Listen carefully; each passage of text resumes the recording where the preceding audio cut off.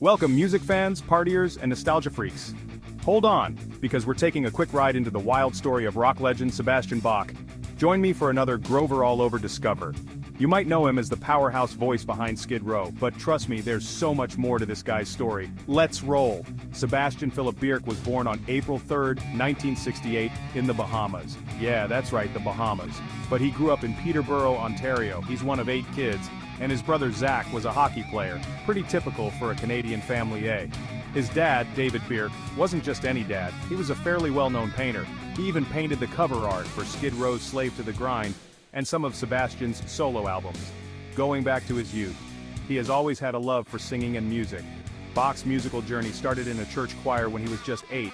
Singing Gloria in Excelsis Deo, he had a revelation. He was going to sing for the rest of his life, and boy, did he deliver on that promise.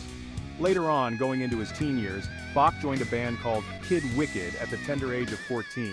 He was hired by guitarist Jason DeLorme, and soon after, he moved to Toronto to chase his rock star dreams.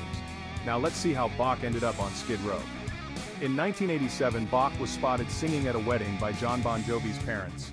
They suggested he hook up with their son's buddy, Dave Sabo, who needed a lead vocalist for Skid Row.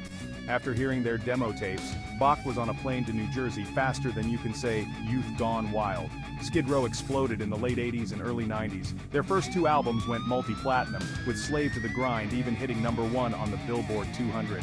But not everything was rock and roll paradise. Bach got into hot water after putting on an extremely offensive t-shirt during a live performance that was aimed at the gay community.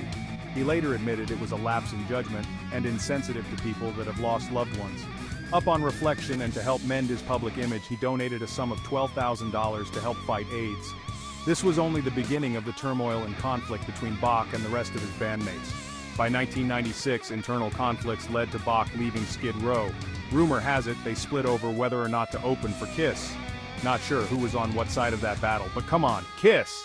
If you are asked to open for Kiss, you open for Kiss. Post Skid Row, Bach didn't just fade into obscurity, he took his incredible vocals on the road. Ending up in New York City, he went all Broadway on us, starring in Jekyll and Hyde and the Rocky Horror Show. He even had a stint on Gilmore Girls and a reality show called Supergroup. That was a hot mess. In 2007, Bach released his solo album Angel Down, and continued to rock stages and TV screens alike. Later, returning to the reality TV shows, he competed on Celebrity Rap Superstar. Yeah, you heard that right, Sebastian Bach rapping. Needless to say, this was not where he shined. He didn't win, which is a win for anyone who enjoys music. On the personal front, Bach's life has been just as eventful. He has married twice and has 3 kids. Son Paris sits in on drums for Sebastian Bach's backup band. His house in New Jersey was wrecked by Hurricane Irene, however the rock memorabilia was miraculously unharmed. Well, there's your proof, hurricanes are not stronger than rock. And in 2017, Bach underwent surgery for a singing-related hernia. He joked that he literally screamed his guts out, classic Sebastian, so there it is, from choir boy to Skid Row to Broadway star to reality TV personality. Sebastian Bach is a story of a youth gone wild. That turns into a rock legend's journey to obscurity. Here's to another 20 years. Keep rocking, and don't forget to hit that like button and subscribe for more epic rock stories. Until next time, rock on!